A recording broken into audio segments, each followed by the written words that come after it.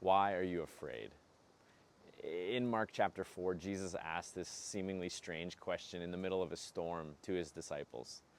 You know, they had got on this boat, Jesus had fallen asleep, and this big storm came up out of nowhere. And they, fearful for their lives, they wake Jesus up and they say, Jesus, what are we going to do?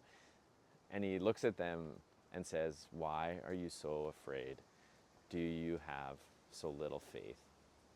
You know, and when Jesus calmed the storm in front of their eyes, they looked at each other and they said, who is this man that even the wind and the waves obey him?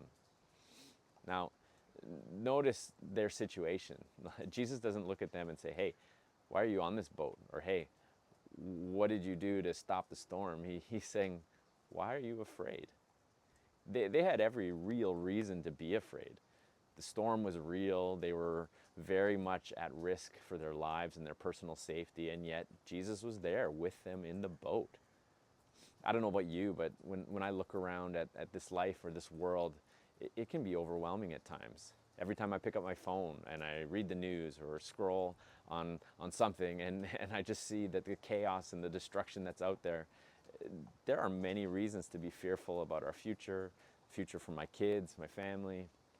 And, you know, oftentimes our fear and anxiety increases when we're so fixated on the storm that's in front of us rather than who's with us in the middle of that storm. Isaiah 41, God is telling his people, he says, do not fear, for I am with you. Do not be afraid, for I am your God. God never promises that we will never face anything that's not frightening. But he does promise that he will be with us, and his presence is greater than the thing that frightens us. Jesus again later on tells his disciples something incredible in John 14. He says, peace I leave you, my peace I give to you. This peace that Jesus has for us is his perfect peace. He is the Prince of Peace.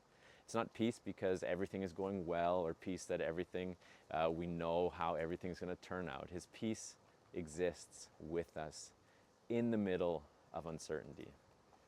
So maybe the question that Jesus is asking us today is not, do you have a reason to be afraid? Because we do. Life can be genuinely fearful and difficult for many right now. But the question that he's asking us is, do you trust that I am with you? And so today, I just encourage you, whatever your storm looks like today, you are not alone.